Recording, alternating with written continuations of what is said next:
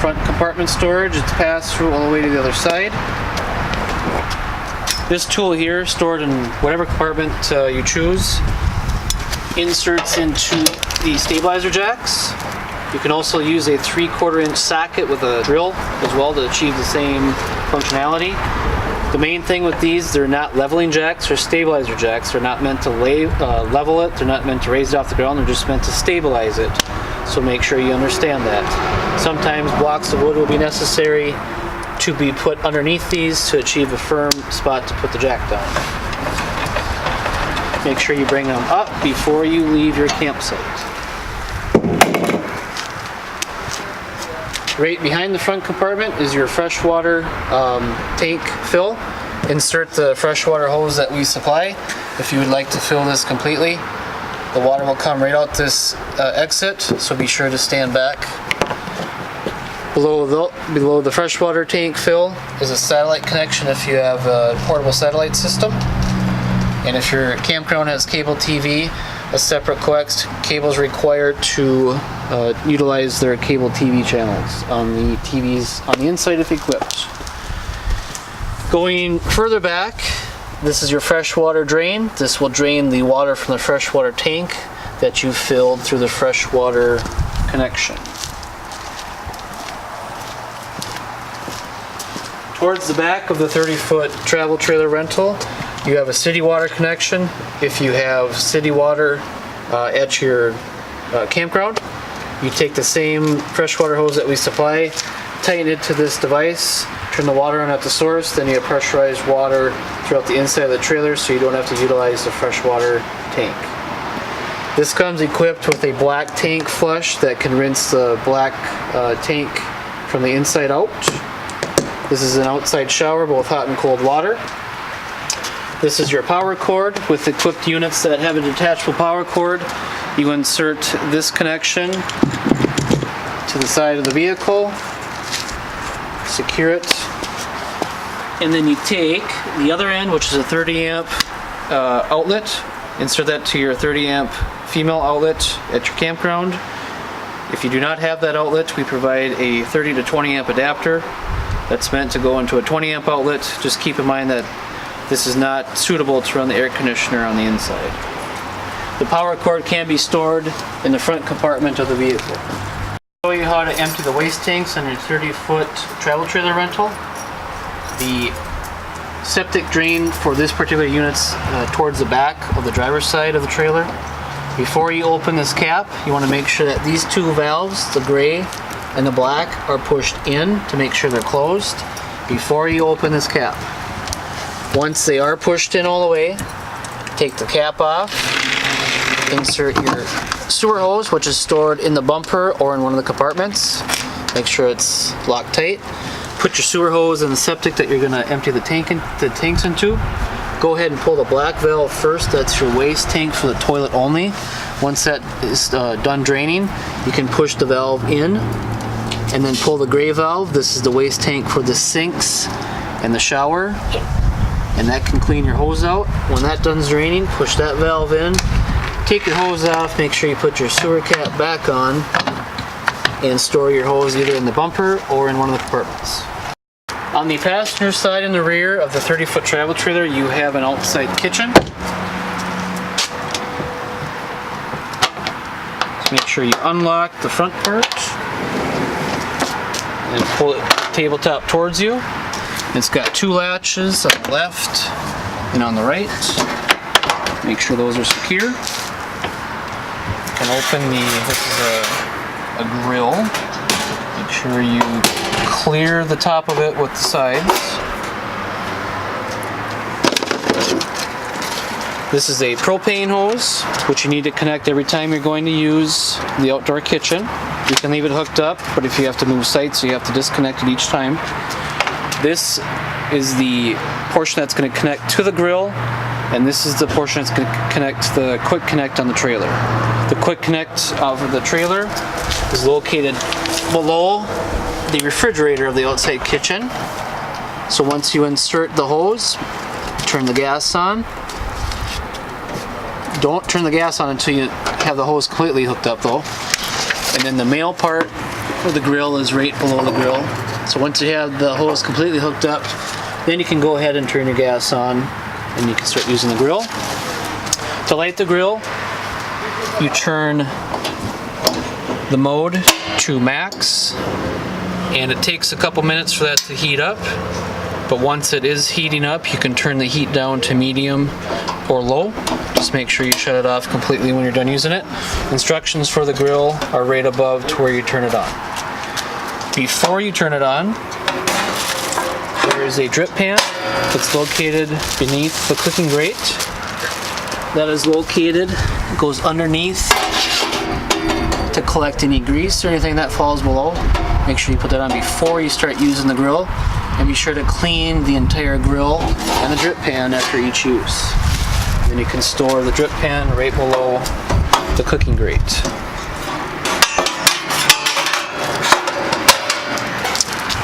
For the outside sink, this has a quick connect as well with both hot and cold water. Just be sure to remove that before you put the kitchen back in the compartment. And then the hose can be stored either in the sink or in the cabinet above. Unlatch both sides, slowly put it in. Make sure you pull this up first. Secure it in. We also have a refrigerator right next to the grill and the sink as well. It's electric only fridge, so you have to be plugged into power for that to be used. So continuing on, this is your fridge vent. Below it is your furnace exhaust. Around the metal part, that can get hot when in use, so be careful not to touch it. You have 110 outlets on the outside as well. You have steps that fold in, transportation, and then pull out for when you want to put them out. They do not secure in. They're heavy enough so they won't fall out while in transport. This is the front compartment access to the pass-through that we showed you at the beginning of the video. The front of the trailer, you have two 20-gallon propane tanks. You can exchange these at any place that offers propane tanks of this size. When you have the tanks on, this is the selector from which tank it's feeding. Once this tank is depleted, this will automatically turn over to get propane so you don't lose functionality, such as in the middle of the night. When you do remove the tanks, be sure that you line up the bracket here on the outside corner of each tank. That makes it so the cover fits snug so it won't fly off during transport. And then behind the tanks you have your RV Marine deep cycle battery that will be hooked up and fully charged for you before you take your trip. Okay, this is how you operate a slide out on one of the rental travel trailers. Slide switch out puts it out, in puts it in. Make sure you watch for obstructions when you put it in or out, both on the floor on the inside and on the outside, such as trees or vehicles or other things that can damage it while going in or out. This is your power awning. Out puts it out, in puts it in. Please be sure that you don't leave it out unattended. Don't leave it out overnight. Don't leave it out in high winds, or don't leave it out in heavy rain, as it will damage the awning and you are responsible for that. These two switches, this is for your awning light on the outside. This is for your interior light in the living room part. We have storage right by the entry door. We have a fire extinguisher located by the entry door. That is for the vehicle only, is not to be used for campfires or such events like that. Okay, here's where your DVD player and main radio is for the trailer. This controls both indoor and outdoor speakers if equipped, as well as your DVD player or CD player, any other portable device you'd like to hook up to it. This is your main TV for the vehicle, both using the DVD player or the TV antenna. One thing to note for the TV antenna, there's a power booster behind it. It has a green light that should be on, and this button right here, right next to the coax, we'll turn it on and off just to be sure to have it on to get plenty of signal when using the TV antenna. So in your kitchen here in this model, we have the sink. All it does is turn sideways. You got your hot, your cold, and then a regular stopper in the bottom of the sink. Moving down here, you got drawers, and then also a cupboard for storage underneath. Furnace vent down there. Moving over here, we have your stove and cooktop.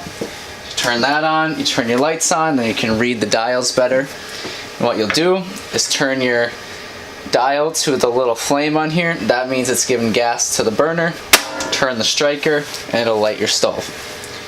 And then you can go and adjust your temp setting on there. It's the same for all three burners, except for the oven. The oven, you will also turn it to the flame, but you will have to hold it in order to get gas to come out of the stove. And once you are holding it in, you'll turn the striker, get your pilot light lit, and once it is lit, you can release it and turn it to your desired temperature. Then it will light up the rest of your unit, which will give it all the rest of its heat. This light is also the light for inside your oven.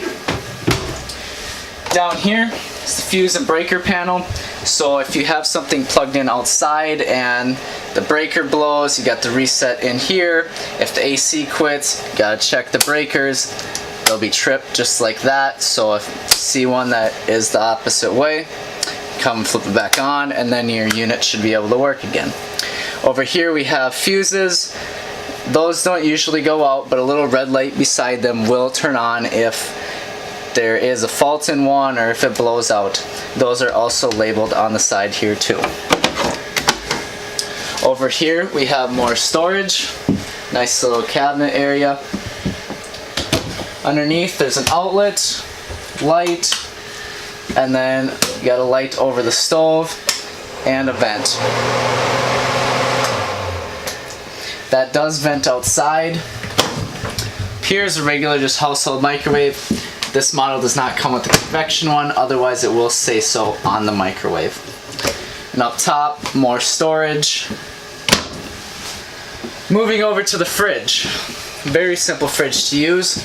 Hit the on button. When it turns on, it'll usually be on automatic. When it's on automatic, it'll always run electricity first, and then if you unplug or for some reason electricity goes out, it'll automatically switch to gas. If you want it to just run off of gas, you'll push this button, and that'll make sure it just runs on gas and it will not run on electric. To change your temperature in the fridge itself, this little slider goes up and down, and that will, as you raise it, it'll cool it down, and as you lower it, it'll warm it up inside of there. This is how you operate this Dometic thermostat. You hit your mode, which is your power. Cycle through your different options. Auto is your auto fan. There's your auto with AC, furnace, and then off again. Once again, auto fan. The snowflake is AC. The little heat waves are heat for the furnace, and then back off once more, and this is how you operate the temperature. If for some reason this goes from Fahrenheit to Celsius, you just hold these two buttons together to get it to back to Fahrenheit Celsius. Okay, here's your monitor panel, and it's also the operation for the water pump, the freshwater pump that supplies fresh water to the sinks, shower, and toilet from the freshwater tank that we showed you how to fill previously. So just turn it on when you need it, shut it off when you don't need it. Make sure that when you have the water pump on, that there is water in the fresh tank, otherwise the pump will burn out prematurely. These are your levels for your battery, your fresh water, your black water, and your gray water. They all show the different levels. This is for your electric water heater, only when you have electricity. So when you're plugged in at a campground, you can use the electric side. It takes about an hour for that to heat up. This is a self-igniting hot water heater on the gas side. When you turn it on, it'll automatically light in about 5 to 10 seconds. Once it does light, it takes about 10 to 12 minutes to initially heat up. If this red light illuminates, that means that the gas water heater did not light shut it off, wait about 10 seconds, and then turn it back on and do that process until it lights completely. Good. This is your kitchen table, dinette table, which also can be made into a bed. Very easy. Just push up on the tabletop to release the tabletop from these poles. The poles can then rest between the bench. This tabletop will rest on these two ledges here. You take the cushions from the dinette table, they go over the tabletop to make the bed part, and then just reverse to make the tabletop. Please do not sit on the tabletop. No, it's not intended to do that. This is a pull-out sofa. Take the cushions off. There's the support, and that can be made into the bed. You can also secure the cushions behind there so nothing falls in between. And reverse what you did to put it back in.